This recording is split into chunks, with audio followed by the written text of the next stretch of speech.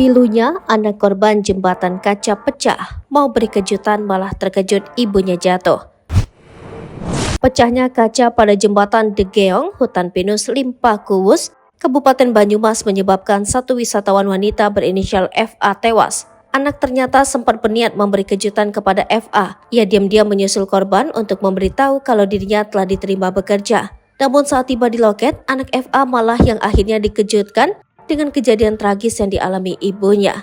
Ya, ada kisah pilu di balik insiden pecahnya jembatan kaca Degeong di Kompleks Hutan Pinus Limpa Kuwus, Kabupaten Banyumas, Jawa Tengah, Rabu 25 Oktober 2023. Anak korban tewas berinisial FA ternyata sempat menyusul rombongan ibunya ke lokasi tersebut dengan niat untuk memberi kejutan. Ketua Koperasi Hutan Pinus Limpa Kuwus Eko Purnomo menceritakan sempat bertemu dengan anak korban di loket pintu masuk saat akan mengevakuasi korban lainnya ke rumah sakit.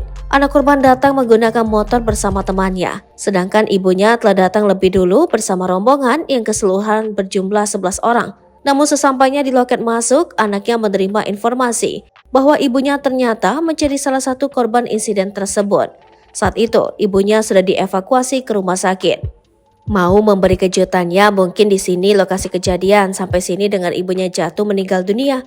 Padahal saya sudah kasih tahu teman-teman jangan diberitahu dulu, karena belum jelas, ujar Eko. Setelah menerima informasi tersebut, anaknya kemudian langsung menyusul ke rumah sakit. Informasi lain yang diterima, kata Eko, korban meninggal rencananya akan menunaikan ibadah haji tahun depan. Diberitakan sebelumnya, jembatan kaca setinggi 15 meter pecah Rabu 25 Oktober 2023. Akibatnya, 4 orang wisatawan asal Cilacap yang sedang selfie atau swafoto terjatuh. Salah satu di antaranya berinisial FA tewas dalam peristiwa tersebut. Download Tribun X sekarang, menghadirkan lokal menjadi Indonesia.